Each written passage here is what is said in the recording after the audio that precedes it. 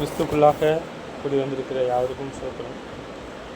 இந்த நேரத்தில் கூட நம்ம ஞானஸ்தானத்திற்கு நாம் உட்பட்டவர்களாக இந்த நேரத்தில் ஞானஸ்தானத்தை குறித்து நாம் பார்க்க போகிறோம்.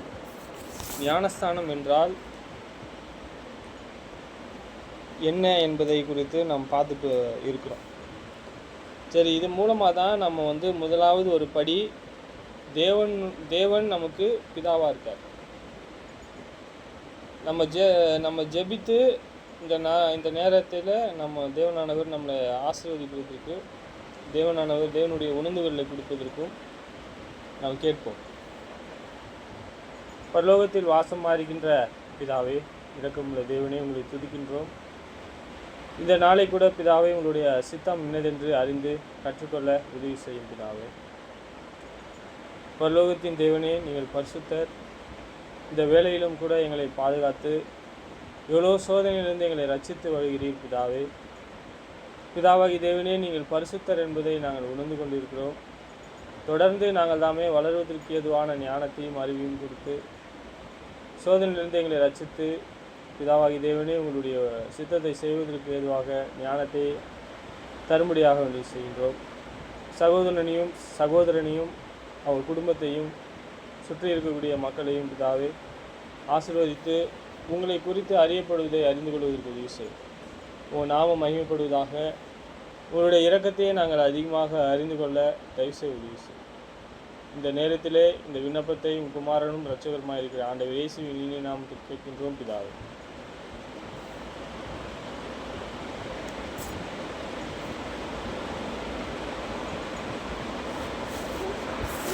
யோவான் புஸ்தகம் 3:1-4 பார்க்கும்போது, நம் தேவனுடைய பிள்ளைகள் என்று அழைக்கப்படுவதினாலே பிதாவானவர் நமக்கு பாராட்டின அன்பு எவ்வளவு பெரியதென்று பாருங்கள். உலகம் அவரை அறியாதபடியாலே நாமும் அறியவில்லை. நம் முற்காலத்திலே இவ்வுலக வழக்கத்தின்படி இருந்தோம்னு சொல்கிறார். ஆனால் நீங்கள் பிறந்ததுலேருந்து எப்படின்னு நமக்கு தெரியாது. சிலர் பிறந்ததுலேருந்து எப்படி நீதி உள்ளவர்களாக இருக்கிறாங்க, வளர்கிறாங்க அப்படின்னு நமக்கு தெரியும். சொல்கிறார், நாம் ஒருவேளை இப்படி இல்லைன்னா கூட தேவனே அறியாதவர்களாக இருந்திருக்கலாம், இல்லை தேவனுக்கு பிரியம் இல்லாதவர்களாக இருந்திருக்கலாம், இல்லை அந்நியர்களாக இருந்திருக்கலாம், பாவிகளாக இருந்திருக்கலாம், இல்லையா? அப்போது தேவனை சேராதவர்களாக இருந்திருக்கலாம். இங்கே சொல்கிறாரு, நாம் தேவனுடைய பிள்ளைகள் என்று அழைக்கப்படுவதினாலே. இப்போ எப்படி தேவனுடைய பிள்ளைகள் ஆனோம்? இயேசு கிறிஸ்துவை ஏற்றுக்கொண்டோம். நமக்கு பாராட்டின அன்பு எவ்வளவு பெரியதென்று பாருங்கள். அவர் தெரிந்து கொண்டதுனாலே அவரோடு நாம் ஐக்கியமுள்ளவர்களாக இருக்கிறோம். அவர் நம்மளோடு கிரியை செய்கிறார். நாம் உலகத்திற்கு அப்படியே எதிர்மறையாக இருக்கிறோம். நாம் பிதாவுக்கு பிரியமானவைகளை நாம் செய்வதற்கு எது போதுமானதாக இருக்கிறது அப்படின்னா இயேசு கிறிஸ்துவினுடைய வார்த்தை.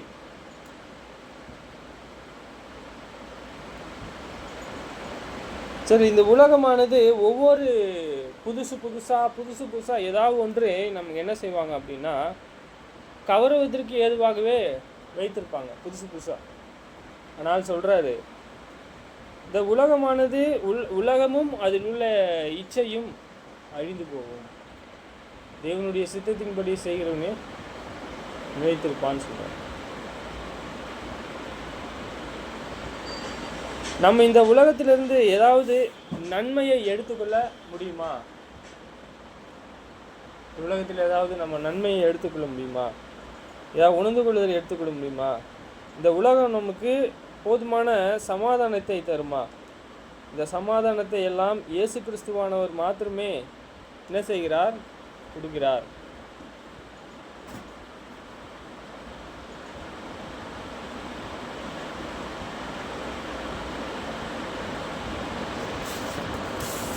சரி, இது இப்போ தேவனுடைய பிள்ளையா ஆக்கப்படுகிறோம், ஆயிட்டோம். தேவனுடைய பிள்ளையா ஆக போகிறோம், இல்லை ஆயிட்டோம். சொல்கிறாரு, பிரியமானவர்களே, இப்பொழுதே தேவனுடைய பிள்ளைகளாக இருக்கிறோம். இனி எவ்விதமாய் இருப்போம் என்று இன்று வெளிப்படவில்லை. ஆகிலும் அவர் வெளிப்படும்போது அவர் இருக்கிற வண்ணமாகவே நாமும் அவரை தரிசிப்பதினால் அவருக்கு ஒப்பாயிருப்போம் என்று அறிந்திருக்கிறோம். இப்போ நம்ம எப்படிப்பட்டவர்களாக இருப்போங்க? என்ன நமக்கு கனம் இருக்கும்? என்ன நமக்கு அதிகாரம் இருக்கும்? எப்படிப்பட்டவர்களாக இருப்போம்? தேவதூதர்களை எப்படியாக விசாரிக்க போகிறோம்? இந்த அற்ப வழக்கை நீங்கள் என்ன செய்ய வேண்டும் என்றால் விசாரிக்கக்கூடியவர்களாக இருக்கணும். சின்ன சின்ன வழக்கு சபைக்குள்ள முடிச்சிடணும் அதை. ஏன்னா நமக்கு இந்த உலகத்தில் நமக்கு என்ன இல்லை அப்படின்னா யுத்தம் இல்லை. இந்த மாம்சத்தில் நமக்கு என்ன இல்லைன்னா யுத்தம் கிடையாது, போராட்டம் கிடையாது. நமக்கு போராட்டம் மேலே பரலோகத்தில். பிரியமானவர்களே, இப்பொழுது தேவனுடைய பிள்ளைகளாக இருக்கிறோம். இனி எவ்விதமாக இருப்போம் என்று இன்னும் வெளிப்படவில்லை.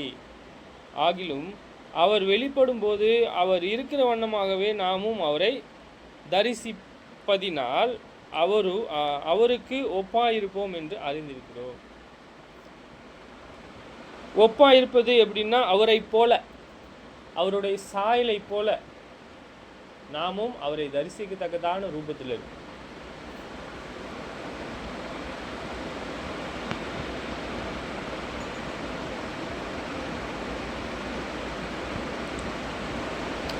சரி, இங்கே சொல்கிறாரு 4ல், பாவம் செய்கிற எவனும் நியாயப்பிரமாணத்தை மீறுகிறான். நியாயப்பிரமாணத்தை மீறுகிறதே பாவம். பிரமாணம் தான், அது நியாயம் கிடையாது, பிரமாணம் தான். பிரமாணத்தை மீறுவதே என்னவா இருக்கு? பாவம். தேவனானவர் கொடுத்துருக்காரு, இப்படிப்பட்ட பிரமாணத்தை கொடுத்துருக்காரு. இது ஒரு தனி மனுஷனுக்கு கொடுக்கக்கூடிய ஒரு பிரமாணம் அல்ல. இது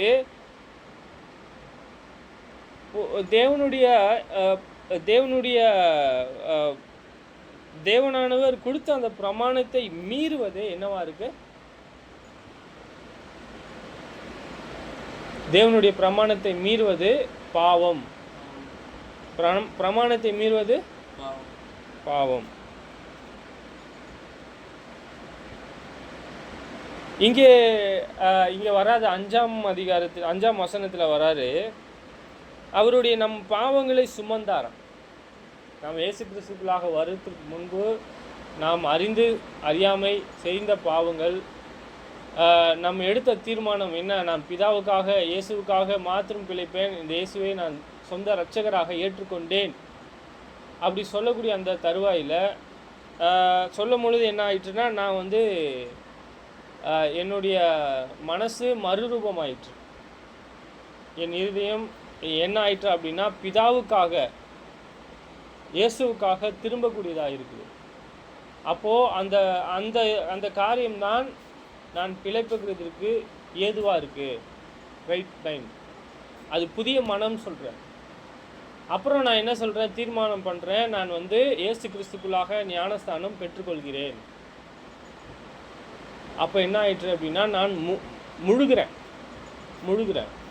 அப்போ மூழ்கி எழுந்துக்கும் போது என்னுடைய பழைய மனுஷன், அந்த பழைய செய்கைகள், அந்த அக்கிரமமான செய்கைகள், அப்படிப்பட்ட செய்கைகள் எல்லாம் என்ன ஆயிடுச்சு அப்படின்னா போகுது.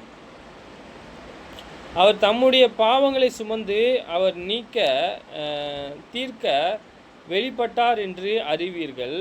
அவரிடத்தில் பாவம் இல்லை.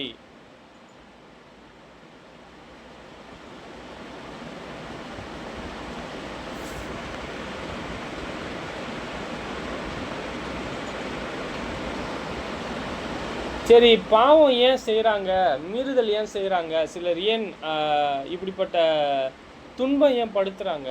அவங்கள ஏன் அழிக்கணும்னு பார்க்குறாங்க அப்படின்னா சொல்கிறாரு, அவரிடத்தில் நிலைக்கிற எவனும் அவரிடத்தில் நிலைக்கிற எவனும் பாவம் செய்வதில்லை. அவருடைய அடிச்சுவட்டை அவங்க பின்பற்றினார்களானால் அவங்க பாடுபடணும். கண்டிப்பாக அவருடைய அடிச்சுவட்டை பின்பற்றினாங்கன்னா என்ன செய்யணும்? பாடுபடணும். ஏன்னா அவங்க சிலுவையை அவங்க எடுத்துக்கொண்டிருக்காங்க. தொடர்ந்து அவருக்குள்ளாக நாங்கள் நிலைத்திருந்தோம், அங்கே அப்படியே இருந்தோம். அவர் சொன்னபடியே அந்த பிரமாணத்தின்படி நாம் செய்வோம்னா நாம் கண்டிப்பாக பாடுபடுவோம்.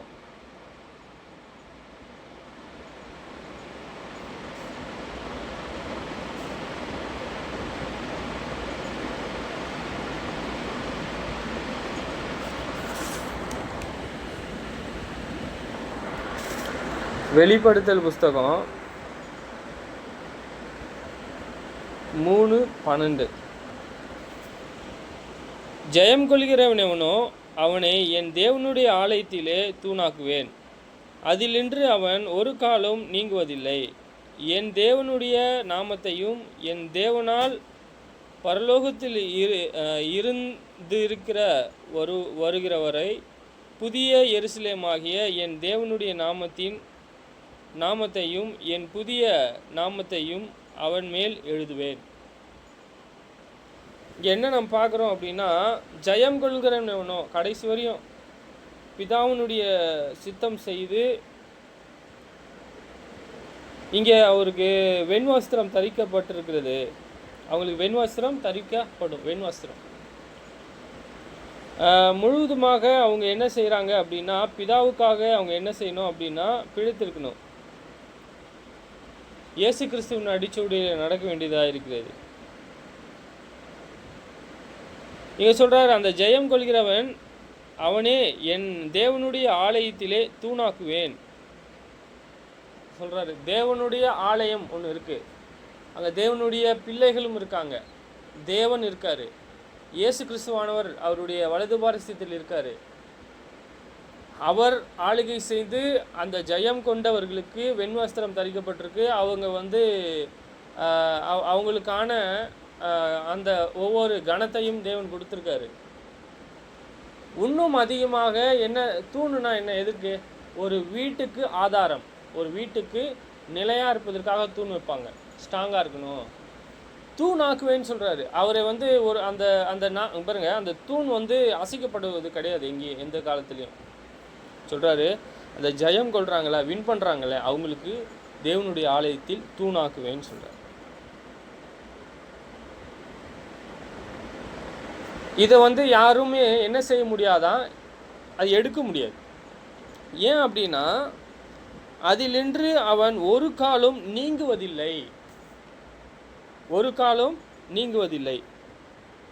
என் தேவனுடைய நாமத்தையும் என் தேவனால் பரலோகத்தில் இருக்கிறவர் வருகிறவரை புதிய எருசலேமாகிய என் தேவனுடைய நாமத்தையும் என் புதிய நாமத்தையும் அவன் மேல் எழுதுவேன். யோவான் இந்த வெளிப்படுத்தலை எழுதுகிறாரு. அவருக்கு வெளிப்படுத்தின காரியம் இருக்கிறதும் நடக்க போகுது, நடந்தது, நடக்க போகிறது, மூணுத்தையும் எழுதுறாரு. ப்ரெசண்ட்டு, பாஸ்ட்டு, ஃப்யூச்சர், மூணுத்தையும் எழுதுறாரு. என்ன நடக்க போகுது? இயேசு கிறிஸ்து வருகையில் என்ன நடக்கும்? நான் பார்த்தா முன்னாடி யார் முடிவு பரியந்தம் நிலைத்திருக்கிறாங்களோ தேவனுடைய சாயலை அவங்க பெற்றுக்கொள்ளும். யாருக்கு இந்த பாக்கியம் கிடைக்கும் அப்படின்னா, முடிவு பரியந்தம் தேவனுடைய சித்தத்தை செய்கிறவர்களுக்கு என்ன கிடைக்கிறது என்றால், நமக்கு தேவனுடைய ஆலயத்தில் தூணாக்குவேன்னு சொல்கிறார். அது இல்லாமல் புதிய நாமத்தை தருவேன்னு சொல்கிறார். ஜெயம் கொள்கிறவனுடைய நாமத்தை தருகிறேன்னு சொல்கிறார். புரியா? இப்படிப்பட்ட ஒரு அதிகாரம். வெளிப்படுத்தல் 21:2 சொல்கிறாரு, யோவானாகிய நான் புதிய எருசலேமாகிய பரிசுத்த நகரத்தை தேவனிடத்திலிருந்து இறங்கி பரலோகத்தில் விட்டு இறங்கி வர கண்டேன். அது தன் புருஷனுக்காக அலங்கரிக்கப்பட்ட மணவாட்டியைப் போல் ஆயத்தமாக்கப்பட்டு இருந்தது. யோவானாகிய நான் சொல்கிறேன், யோவானாகிய நான் புதிய எருசலேமாகிய பரிசுத்த நகரத்தை தேவனிடத்திலிருந்து இறங்கி வருவதை பரலோகத்தை விட்டு இறங்கி வர கண்டேன். இது தன் புருஷனுக்காக அலங்கரிக்கப்பட்ட மணவாட்டியைப் போல ஆயத்தமாகப்பட்டிருந்தது. ஒரு புது மணப்பெண் எப்படி இருப்பாங்க, ஒரு புதுசாக கல்யாணம் ஆக போகுது அப்படின்னா அவங்களுக்கு எப்படி ரெடியாக இருப்பாங்களோ அந்த மாதிரி சொல்கிறாரு. அவர் யோவான் காண்றாரு, புதிய எருசலேமாகிய பரிசுத்த நகரம் நமக்கு என்ன இருக்குது அப்படின்னா, இந்த பூமி இருக்கு இல்லையா, இதை விட அதிகமாக நமக்கு மேலே பரலோகத்தில் நமக்கு புதிய எருசலேம் ஒன்று இருக்குது. பரலோகத்தில் அங்கே தேவனிடத்திலிருந்து பரலோகத்தை விட்டு இறங்கி வருவதை கண்டு. அது எப்படி இருக்கு அப்படின்னா புதுசா இருக்கான், புதுசா. மேலும் பரலோகத்திலிருந்து உண்டான ஒரு பெரும் சத்தத்தை கேட்டேன். அது இதோ மனுஷர்களிடத்திலே தேவனுடைய வாசஸ்தலம் இருக்கிறது. அவரிடத்திலே அவர் வாசமாயிருப்பார். அவரையும் அவருடைய ஜனங்களாயிருப்பார்கள். தேவன் தாமே அவர்களோடு கூட இருந்து அவர்களுடைய தேவனாயிருப்பார். இங்கே நம்ம என்ன பார்க்கிறோம் அப்படின்னா, பரலோகத்திலிருந்து உண்டான ஒரு பெரும் சத்தத்தை கேட்டேன். பெரும் சத்தத்தை கேட்டாராம். இது இதோ மனுஷரிடத்திலே தேவனுடைய வாசத்தலம் இறங்கிறது. தேவனுடைய அந்த பரிசுத்த நகரம் மனுஷனிடத்தில் அந்த சத்தம் என்ன சொல்லுதுன்னா இறங்கி வருதுன்னு சொல்கிறாரு. தேவனுடைய வாசத்தலம் இருக்கிறது. அவரிடத்திலே அவர் அந்த மனுஷர்கள் இருக்காங்க இல்லையா, மனுஷங்கள் இருக்காங்க இல்லையா, அவங்களிடத்திலிருந்து என்ன வருதான், பரிசுத்த ஸ்தலம் இருக்குன்னு சொல்கிறாரு. அவர்களிடத்திலே அவர் வாசமாயிருப்பார். அவர்களுக்கு அவருடைய ஜனங்களாக இருப்பார்கள். தேவன் தாமே அவர்களோடு கூட இருந்து. வேறு அவங்களுக்கு அங்கே பலன் யார் அப்படின்னா, இங்கே அதிக உபத்திரவத்தையும் அதிக துன்பத்தையும் அதிக பாடுகளையும் பட்டு நம்ம புதிய எருசலேமில் தேவனோடு அந்த அந்த மனிதர்கள் எல்லாம் தேவனோடு இருப்பாங்க சொல்கிறார் பாருங்க. வாசமாக இருப்பார் யார்? அவர்களிடத்திலே அவர் வாசமாக இருப்பார். சொல்ற தேவனுடைய வாசஸ்தலம் இறங்கிறது. அவரிடத்திலே அவர் வாசமாக இருப்பார். அவர்களும் அவருடைய ஜனங்களாக இருப்பார்கள். அவருடைய ஜனமாக இருக்கணும்னா என்ன செய்யணும்? முதலாவது சொல்கிறாரு கொரிந்தியர் புஸ்தகத்தில் நினைக்கிறேன், 2 கொரிந்தியர் புஸ்தகம். அவங்க நடுவில் இருந்து நம்ம என்ன செய்யணும் அப்படின்னா பிரிந்து வரணும்.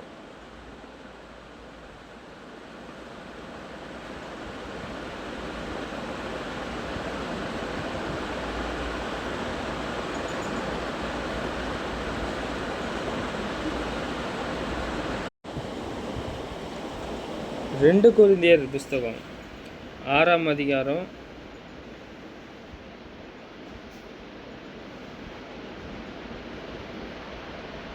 12 பார்க்கலாம். எங்கள் உள்ளம் உங்களை குறித்து நெருக்கப்படவில்லை, உங்கள் உள்ளமோ எங்களை குறித்து நெருக்கமடைந்து இருக்கிறது.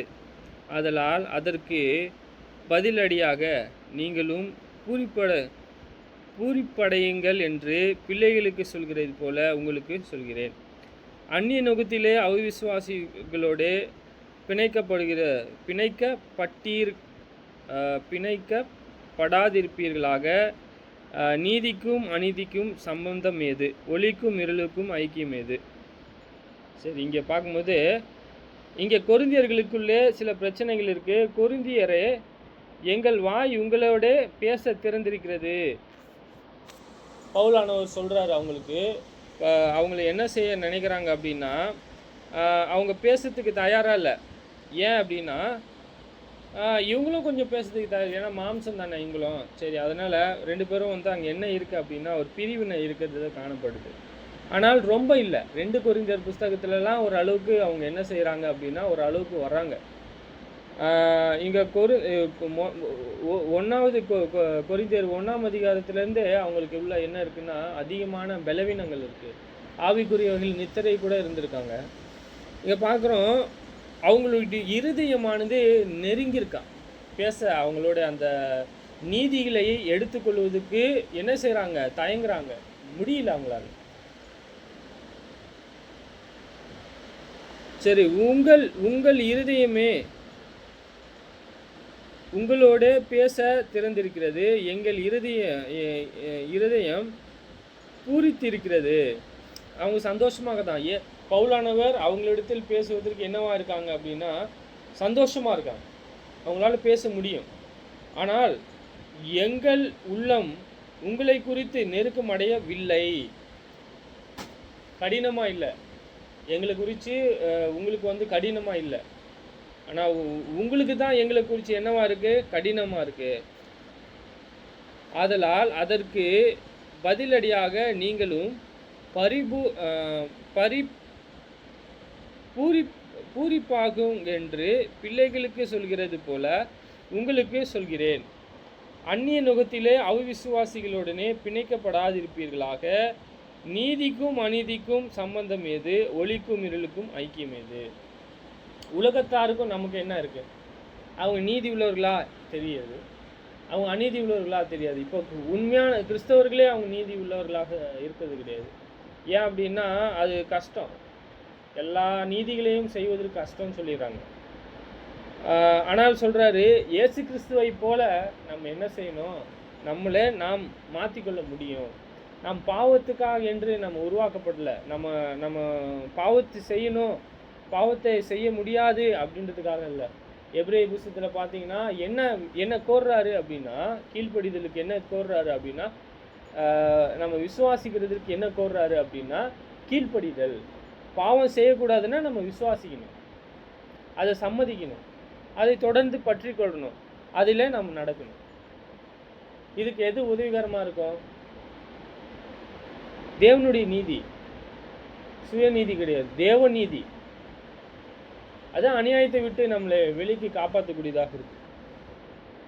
சரி, ஃபஸ்ட்டு இப்போ நம்ம என்ன செய்யணும் அப்படின்னா 2 கொரிந்தியர் 6:14 சொல்கிறாரு, இந்த காரியங்களை நம்ம செய்யணும். எப்படின்னா அந்நிய நுகத்தில், அந்நிய நுகம்னா நீங்கள் இயேசு கிறிஸ்துக்குள்ளாக இருக்கிறீங்க, இன்னொரு உங்களை சேராத இயேசு கிறிஸ்துக்குள்ளாக இல்லாத ஒரு சந்ததியோடு நீங்கள் இருப்பீர்களானால், அவங்களோட ஐக்கியம் கொள்வீர்களானால், ஐக்கியம்னா அவங்களுக்கு என்ன பங்கு இருக்கோ உங்களுக்கும் அதே தான் இருக்கும், அவங்களுக்கு என்ன பை இருக்கோ உங்களுக்கும் அதே தான் இருக்கும், அவங்களோடு வந்து நம்மளுடைய இருதயமும் இருக்கும், அதுதான் பங்கு. நம்ம ஐக்கியமாக நம்ம இப்போ போயிடுறோம், நம்ம திருப்பி வரோம், அது கிடையாது. அது வந்து அவங்களோடு இருக்கிறோம், அது ஒன்றும் பிரச்சனை இல்லை. ஆனால் அவங்களோடு ஐக்கியப்படுவது தான் பிரச்சனைன்னு சொல்கிறேன். அந்நிய நுகத்திலே அவிசுவாசிகளுடன் பிணைக்கப்படாதிருப்பீர்களாக.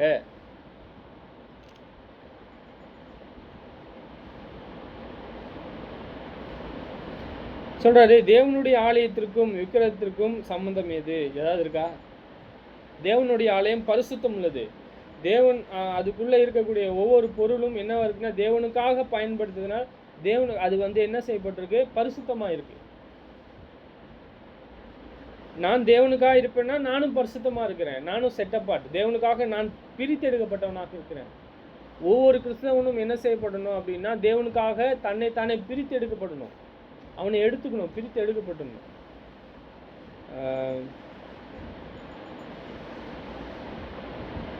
சரி பார்ப்போம். நான் அவர்களுக்குள்ளே வாசம் பண்ணி அவர்களுக்குள்ளே உலாவி அவர்கள் தேவனாக இருப்பேன், அவர்கள் என் ஜனமாக இருப்பார்கள் என்று தேவன் சொன்னபடி நீங்கள் ஜீவனுள்ள தேவனுடைய ஆலயமாய் இருக்கிறீர்களே. அவர் எப்போ நம்மளிடத்து வாசமாக இருப்பார்? ஏன் அவர் நம்மளிடத்து கிரியை செய்யணும்? லேவியராகம புஸ்தகத்தில் பார்த்தீங்கன்னா பழைய இதில் 26:12 26 பார்த்தீங்கன்னா எந்த விஷயம் தேவனுக்கு அவர் என்ன கட்டளை கொடுத்துருக்கிறாரோ அந்த கட்டளையை நாம் கீழ்ப்படியும் பொழுது தேவனானவர் அந்த இடத்துல இருக்கார். தேவனானவர் அங்கே நான் அவர் சொன்ன ஒரு அக்னியை, சின்ன ஒரு தேவனுடைய விஷயத்தை நாம் மீறி நடக்கும் பொழுது அது தேவன் என்ன நினைப்பார் அப்படின்னா பிரமாணத்தை மீறுவதாகத்தான் இருக்கிறது. நம்ம என்ன செஞ்சோம்? அது பாவமாக தான் தேவன் சொல்கிறாரு. பிரமாணத்தை மீறுவதே பாவம். இங்கே நியாய பிரமாணம் இருக்குல்ல, பிரமாணத்தை மீறுவதே பாவம். லேவியராகம புஸ்தகம் 26:12 நான் உங்கள் நடுவிலே உலாவி உங்கள் தேவனாக இருப்பேன், நீங்கள் என் ஜனமாக இருப்பீர்கள். எப்போ அவர் தேவன் என்ன கற்பனை கொடுத்துருக்காரோ அந்த கற்பனையை செய்யணும். தேவன் இந்த இப்படி தான் இருக்கணும், இப்படி தான் இந்த முறைமையை கொடுத்துருக்காரு, இப்படி தான் தேவனை ஆராதிக்கணும், இப்படி தான் பலியிடணும், இந்த அக்னியை தான் எடுக்கணும், இப்படி தான் இந்த இத்தனை வருஷத்துக்கு அப்புறம் இத்தனை மாதத்துக்கு அப்புறம் பஸ்கா பண்டிகை வரும், இதை அனுசரிக்கணும் இல்லையா? வாரத்தின் முதல் நாளில் இப்படி இருக்கணும், வாரத்தின் முதல் நாளில் நான் தேவனுக்காக எவ்வளோ கொடுக்கணும், நான் தேவனை எவ்விதமாக ஒரு கற்பனைகளை கை கொள்ளணும், தேவனுடைய கற்பனைகளை எப்படிப்பட்டதாக இருக்கிறது, அந்நிய நுகத்திலே அவிசுவாசிகளோடு பிணைக்கப்படக்கூடாதுன்னு சொல்றாரு. அவருடைய அன்புகளை எடுத்துக்கணும், அவருடைய பரிசுத்தத்தை எடுத்துக்கணும், நீதியை எடுத்துக்கணும், இரக்கத்தை எடுத்துக்கணும், தேவனை தேவன் என்று மகிமைப்படுத்தணும். இதையெல்லாம் நாம் புதிய பிரமாணத்தில் நம்ம இயேசு கிறிஸ்துவினுடைய அடிச்சூட்டிலே நாம் காண்போமானால் நமக்கு என்ன இருக்கு அப்படின்னா, அவரோடு நாம் வாசம் செய்வோம். நாம் பார்த்தோம்ல,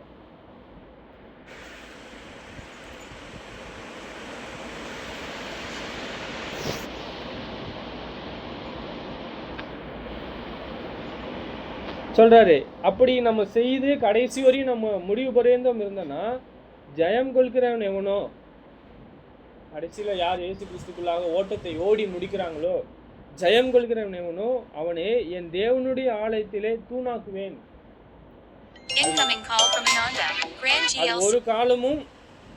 ஒரு காலமும் என்ன செய்யாதான், ஒரு காலமும் நீங்குவதில்லை.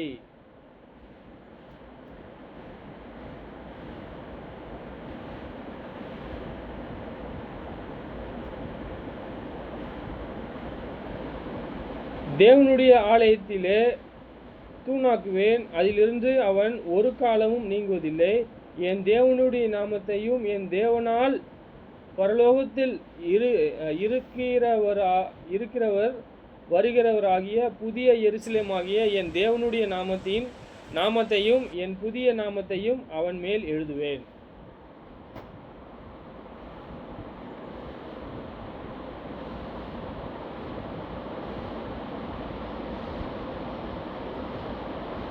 இங்க 13 சொல்றாரு, ஆவியானவர் சபைக்கு சொல்லுகிறதை காதுள்ளவன் கேட்க கடவான். காதுள்ளவன், ஆவியானவர் சபைக்கு சொல்கிறதை காதுள்ளவன் கேட்க கடவான் என்று எழுது.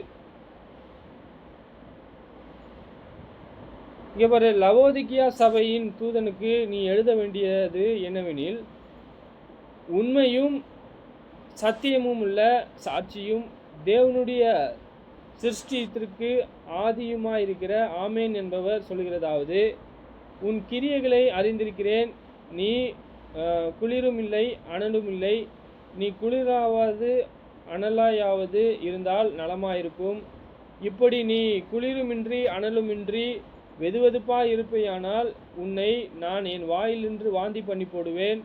நீர் நிர்பாக்கியமுள்ளவனும் பரிதவிக்கப்பட்டவனும் தரித்திரனும் குருடனும் நிர்வாணியுமாயிருக்கிறதை அறியாமல் நான் ஐஸ்வர்யவான் என்றும் திரவிய சம்பன்னம் என்றும் எனக்கு ஒரு குறைவும் இல்லை என்றும் சொல்லுகிறபடியால் நான் நீ ஐஸ்வர்யவானாகும் படிக்கு நெருப்பிலே புடமிடப்பட்ட பொன்னையும் உன் நிர்வாணமாகிய அவலட்சணம் தோன்றாதபடிக்கு நீ உடுத்தி கொள்வதற்கு வெண் வஸ்திரத்தையும் என்னிடத்திலே வாங்கி கொள்ளவும், நீ பார்வையடையும்படிக்கு உன் கண்களுக்கு கலிக்கம் போடவும் வேண்டும் என்று உனக்கு ஆலோசனை சொல்கிறேன். இது தேவனுடைய ஆலோசனை. இது எந்த சபைக்கு எழுதப்படுது அப்படின்னா, லவோதிக்கியா சபை. இது ஆசியாவில் 7 சபை இருந்துச்சு, அந்த 7 சபையில் ஒன்று. இது யாருக்கு எழுதப்படுதுன்னா தூதனுக்கு சொல்கிறாரு, நீ எழுத வேண்டியது என்னவெனில் சொல்கிறாரு. என்ன எழுதணும்னா, உண்மையும் சத்தியம் உள்ள சாட்சியும் தேவனுடைய சிருஷ்டிக்கு ஆதியுமாயிருக்கிற ஆமேன் என்பவர் சொல்லுகிறதாவது. இது கர்த்தராகிய ஆண்டவர் தான், அது அவரை பற்றி தான் சொல்கிறாரு. உண்மையும் சொல்கிறாரு, சத்தியமும் உள்ள சாட்சியும் தேவனுடைய சிருஷ்டிக்கு ஆதியுமாயிருக்கிற ஆமேன் என்பவர் சொல்லுகிறதாவது. உன் கிரியைகளை அறிந்திருக்கிறேன். என் கிரியைகளை குறித்து அறிந்திருக்கலாம், ஒருவேளை உன் கிரியைகளை குறித்து அறிந்திருக்கலாம் தேவன். இந்த உலகத்தில் இருக்கக்கூடிய ஒவ்வொரு கிரியைகளை குறித்தும் அறிந்திருக்கலாம் தேவன். இப்போது அது எவ்விதமாக இருக்கிறது என்பதை நாம் எப்படி பார்க்கணும்? சரி, பார்க்கலாம். அறிந்திருக்கிறேன், நீ குளிருமின்றி அனலுமின்றி, நீ குளிராவது அனலாவது இருந்தால் நலமாயிருக்கும். இப்படி நீ குளிருமின்றி அனலுமின்றி வெதுவெதுப்பாய் இருக்கிறபடியால் உன்னை என் வாயிலின்று வாந்தி பண்ணி போடுவேன். ஒரு வாமிட் எப்படி இருக்கும்? வயிற்றுக்குள்ளேருந்து வந்துச்சுன்னா பயங்கர ஸ்மெல்லாக இருக்கும். பால் குடித்தா பால் வந்து கெட்டு போன அந்த நிலைமையில் இருக்கும். சரி, அது டைஜஷன் ஆயிடுச்சுன்னா சைமீன் பாலாக மாறிடும், அது வேறு விஷயம். அதுக்கு முன்னாடி எப்படி இருக்கும் அப்படின்னா ஒரு குழகுழப்பு தன்மையில் தான் இருக்கும். அப்போ அப்படிப்பட்ட இதாக வெளியே வந்தால் எப்படி இருக்கும்? நம்ம சொல்கிறேன், நம்ம அப்படிப்பட்டவங்களா வெளியே வந்தால் என்ன செய்யணும் அப்படின்னா, ஒன்று குளிராக இருக்கணும், தேவனுக்குள்ளே உண்மையாக இருக்கணும், இல்லைன்னா அலனாவது இருக்கணும். என்ன இருக்கணும்? ரெண்டில் ஏதாவது ஒன்று இருக்க வேண்டியது இருக்கு. நீ நிர்பாக்கியம் உள்ளவனும் பரிதவிக்கப்பட்டவனும் தரித்திரனும் குருடனும் நிர்வாணியுமாய் இருக்கிறதே அறியாமல். நான் என்னை குறித்து எப்படி அறியணும் அப்படின்னா, மனுஷன் தன்னை குறித்து மேன்மையாக எண்ணிக்கொள்வான். ஆனால் வந்து தேவன் தான் சொல்கிறாரு, என்னை குறித்து அவருக்கு தான் தெரியும், உன்னை குறித்து அவருக்கு தான் தெரியும் சொல்கிறாரு. நான் சொல்கிறாரு குருடன் சொல்கிறாரு, நிர்பாக்கியம் உள்ளவன் சொல்கிறாரு, தரித்திரன் சொல்கிறார், ஆவிக்குரிய வகையில் எல்லாத்தையும்.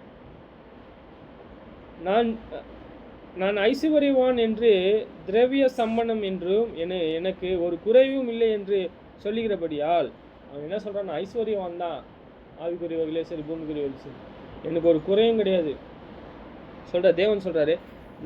நீ ஐஸ்வர்யவானாகும்படிக்கு நெருப்பில் புடமிடப்பட்ட பொன்னையும் உன் நிர்வாணமாகிய அவலட்சணம் தோன்றாதபடிக்கு நீ உடுத்தி கொள்வதற்கு வெண் வஸ்திரத்தையும் என்னிடத்திலே வாங்கி கொள்ளவும். இவ்வளோத்தையும் உனக்கு எதுவுமே இல்லை, நிர்வாணியாக இருக்க, உனக்கு ட்ரெஸ்ஸு இல்லை, நான் சொல்கிறேன், நான் தரேன் உனக்குன்ற. நீ ஐஸ்வர்யவானாக, ஆவிக்குரிய வகையில் ஐஸ்வர்யவான் ஆகணும் அப்படின்னா நான் சொல்கிறாரு, அவர் சொல்கிறாரு, நெருப்பில் வந்து ஒரு பொண்ணை வச்சு சுட்டா எப்படி இருக்கும்? பியூராகிடும், கோல்டு அந்த உள்ளே இருக்கிற களிம்புலாம் போயிடும். சொல்கிறாரு, புடமிடப்பட்ட பொன்னையும் உன் நிர்வாணமாகிய அவலட்சணம் தோன்றாதபடிக்கு நீ உடுத்தி கொள்வதற்கு வெண் வஸ்திரத்தையும் என்னிடத்தில் வாங்கி கொள்ளவும். வெண் வஸ்திரம் பார்க்கும்போது நீ அப்படி சொல்கிறாரு. நமக்கு என்ன இல்லையா சொல்கிறாரு? ஆவிக்குரிய வகையில் ஆயில்மெண்ட்டு நமக்கு என்ன தேவைன்னு சொல்கிறார். நீ பார்வை அடையும்படிக்கு, எனக்கு பார்வை கிடைக்கும்படிக்கு உன் கண்ணுக்கு கலிக்கம் போடவும். இதெல்லாம் உனக்கு என்ன வேண்டும், இதெல்லாம் என்ன இருக்குது அப்படின்னா இவர்களுக்கு தேவைப்படக்கூடியதாக இருக்குது. புரியுதா? இதெல்லாம் ஆவிக்குரிய நபர்களுக்கு தேவைப்படக்கூடியதாக இருக்கிறது.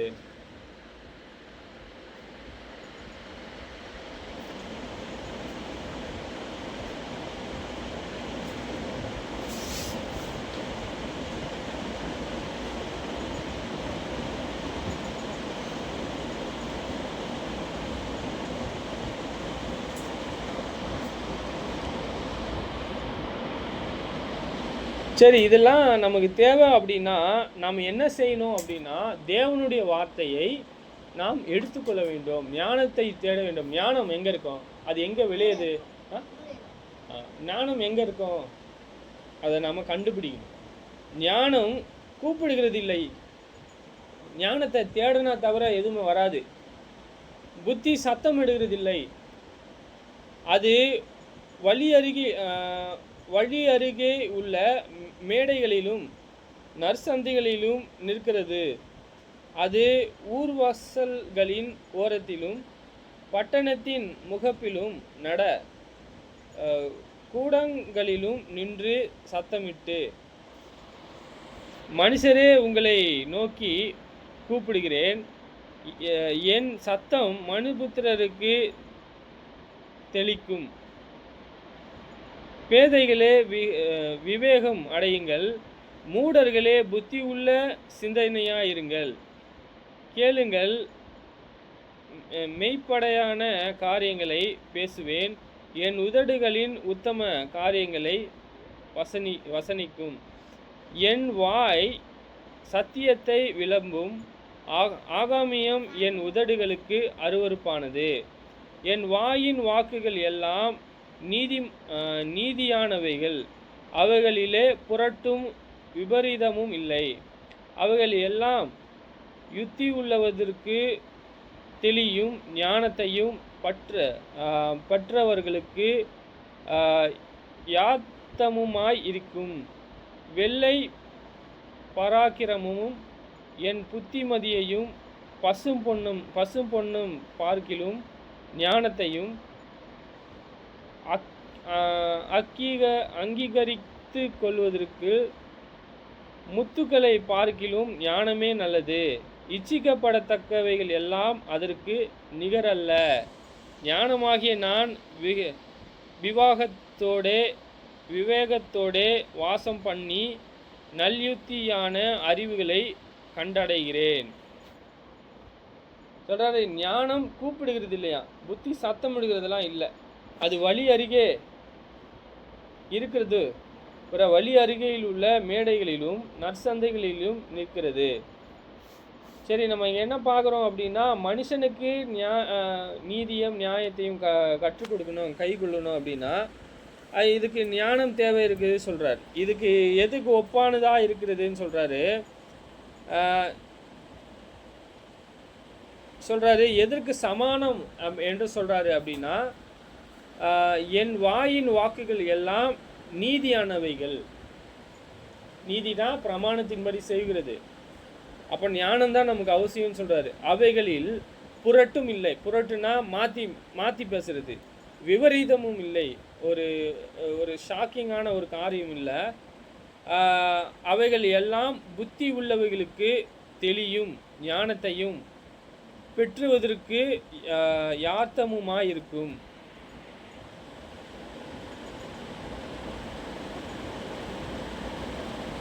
சொல்றாரு, எதை பார்க்கிலும் எது நல்லது அப்படின்னா, வெள்ளியை பார்க்கிலும் என் புத்திமதியும் பசும் பொன்னை பார்க்கிலும் ஞானமே அங்கீகரித்து கொள்ளுங்கள்.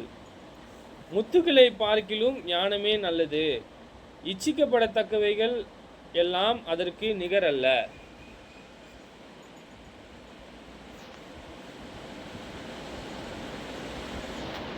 சரி, இங்கே நமக்கு ஞானம் மிக அவசியமாக இருக்கு.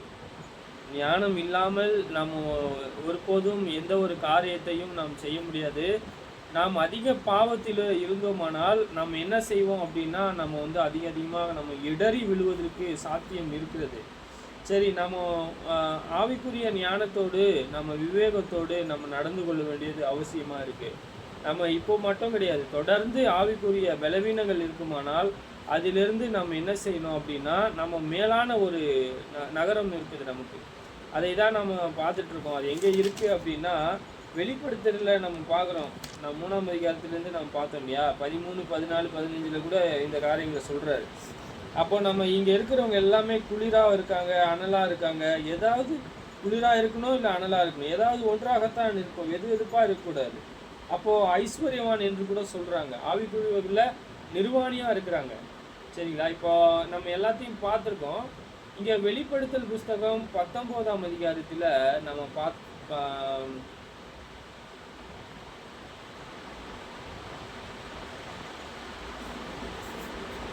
ஓகே 19 இது நீதிமொழிகள் புஸ்தகம் 3:11 நம்ம இங்கே என்ன பார்க்குறோன்னா, என் மகனே, நீ கர்த்தருடைய சிட்சையை அற்பமாக எண்ணாதே, அவர் கடிந்து கொள்ளும் பொழுது சோர்ந்து போகாதே. சொல்றாரு நீதிமொழிகளை, தகப்பன் சிட்சிக்கிறதை போல நம் பரலோகத்தின் தேவனானவர் ஞானமுள்ளவர். அவர் நம்மளை என்ன செய்கிறார் என்றால் சோதிக்கிறார். நமக்கு சிட்சை வரும், அதை நாம் என்ன செய்யணும் அப்படின்னா, கடினமாக தான் இருக்கும். இருந்தாலும் கர்த்தருடைய சிட்சையை நம்ம என்ன செய்யக்கூடாதுன்னா, அற்பமாக எண்ணாத படிக்கு நாம் அவரால் சோர்ந்து போகாதபடிக்கு, அதனால சோர்ந்து போகாதபடிக்கு நம்ம என்ன செய்யணும் அப்படின்னா, கொஞ்சம் உற்சாகமாக, இது தேவனால் வருது, என்னுடைய விசுவாசத்தினால நாம் காத்துக்கொள்ளணும் அப்படின்றதுக்காக, விசுவாசம் வளருவதற்காக வருதுன்னு சொல்லி நம்ம தொடர்ந்து அதில் என்ன செய்யணும், இயேசு கிறிஸ்துவினுடைய அடிச்சுவடியில் நிற்கணும். தகப்பன் தன் நேசிக்கிற புத்திரனை சிட்சிக்கிறது போல கர்த்தரும் எவனிடத்தில் அன்பு கூறுகிறாரோ அவனை சிட்சிக்கிறார்.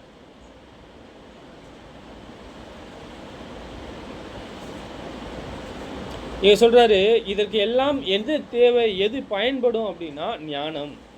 இந்த ஞானத்தை கண்டடைகிற மனுஷன் இருக்கான்ல, ஞானத்தை கண்டடைகிற மனுஷன், புத்தியை சம்பாதிக்கிற மனுஷன் பாக்கியவான்கள். சரி, அது வந்து அவங்க பாக்கியவான் அப்படின்னா அவங்க என்ன ஆசீர்வதிக்கப்பட்டவர்களாக தான் இருக்கிறாங்க. நம்ம தொடர்ந்து தேவனுடைய ஆவிக்குரிய ஞானத்தை நம்ம என்ன செய்யணும் அப்படின்னா, அன்பு கூற வேண்டியது அவசியமாக இருக்கிறது.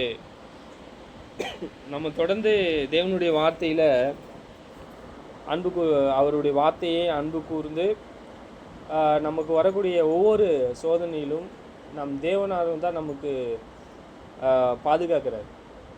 அதில் வந்து நம்ம உண்மையுள்ளவர்களாக இருக்கணும். அவருடைய அடிச்சூட்டில் தொடர்ந்து நம்ம அவருக்குள்ளாக வளருவதற்கு தேவன் தாமே உதவி செய்வராக. ஜெபம். பரலோகத்தில் வாசமாயிருக்கின்ற எங்கள் பிதாவே, இரக்கமுள்ள எங்கள் தேவனே, உங்களுடைய நாமம் மகிமைப்படுவதாக. உங்கள் சித்தமானால் எங்களை ஆசீர்வதித்து உங்கள் தயவு ஒத்தாசை என்னதென்று அறிந்து கொள்ள கற்றுக்கொள்வதற்கு உதவி புரியும். இரக்கமுள்ள எங்கள் தேவன் தாமே எங்களை ஆசீர்வதிப்பீராக. உங்கள் நாமத்தை தொழுது கொள்வதற்கு உதவி செய்யும் பிதாவே, உங்களுடைய பரிசுத்த நாமத்தை மகிமைப்படுத்த உதவி புரியும். நீதியுள்ள எங்கள் தேவனே, நீங்கள் பரிசுத்தர். உங்களுடைய அன்பிலும் இரக்கத்திலும் வாழ்வதற்கு உதவி செய்யும் பிதாவாகி தேவனே, நீங்கள் பரிசுத்தராக இருக்கின்றீர் பிதாவே. எப்பொழுதுமே நாங்கள் உங்களுடைய வார்த்தைகளை அறிந்து கற்றுக்கொள்ள உதவி செய்யும். எங்களுக்கு விரோதமாக செய்கின்ற எந்த ஒரு செயலையும் காரியங்களையும் பிதாவே, அதை நாங்கள் மேற்கொண்டு பிதாவே, நாங்கள் எப்பொழுதுமே நாங்கள் ஆவிக்குரிய வகையிலே யுத்தம் செய்வர்களாக, நாங்கள் தோற்று போகாதவர்களாக எங்களுடைய ஓட்டத்திலே நாங்கள் தொடர்ந்து ஜெயிக்கிறதற்கு போதுமான பலனையும் ஆரோக்கியத்தையும் தந்து வழிநடத்தும்படியாக செய்கின்றோம். சகோதரனும் பிதாவை தொடர்ந்து உங்களுடைய வார்த்தைகளை அறிந்து கொண்டு கற்றுக்கொள்வதற்கு உதவி செய்வீராக. நாங்கள் பிதாவை உங்கள் வேத வாக்கியங்களை அவருக்கு போதித்து உங்களுடைய அன்பிலும் இரக்கத்திலும் அவர் வளருவதற்கு உதவி செய்யும் பிதாவே. நீங்கள் தான் அவரை பாதுகாத்து வழிநடத்தும்படியாக உதவி செய்கின்றோம். உங்களுடைய சித்தமானால் எங்களை ஆசீர்வதித்து வழிநடத்தும். உங்களுடைய நாமம் மகிமைப்படுவதாக. எப்பொழுதும் உங்களுடைய சித்தத்தை நாங்கள் செய்வதற்கு உதவி புரிவீராக. உங்களுடைய சித்தமானால் எங்களை ஆசீர்வதியும் பிதாவே. எங்களுடைய நடக்கையை அன்று பிதாவை எப்பொழுதுமே உங்களுக்குள்ளாக உண்மையுள்ளதாக இருக்கிறதற்கும் பிதாவை நாங்கள் மேலான காரியங்களை நோக்கி நாங்கள் பிதாவை நம்பிக்கையை வைக்கிறதற்கும் பரிசுத்தமுள்ள பிதாவே, நீங்கள் எவ்வளோ பெரியவர் என்பதை நாங்கள் அறிந்து அனுதினமும் உங்களை சேவிக்கிறோம், துதிக்கின்றோம். பிதாதாமே எங்களை ஆசீர்வதித்து எங்களுக்கு பூமிக்குரிய தேவைகளையும் இருக்கிறது பிதாவே தயவுசெய்து கொடுத்து எங்களை பாதுகாத்து எங்களை வழிநடத்தும்படியாக வேண்டல் செய்கின்றோம். பிதாவாகி தேவனே, நீங்கள் பரிசுத்தர். நீங்கள் எப்பொழுதுமே பரிசுத்தமாக இருக்கிறீர். அந்த பரிசுத்தத்திலே உங்கள் குமாரனுடைய அடிச்சூடை நடக்க உதவி செய்யும் பிதாவே. இந்த வேளையிலும் கூட நாங்கள் பிரிந்து போனாலும் உங்களுடைய இரக்கம் எங்களோடு இருக்கிறதுக்கு உதவி செய்யும் பிதாவே. உங்கள் குமாரன் இயேசுவின் இனிய நாமத்தில் கேட்கின்றோம் பிதாவே.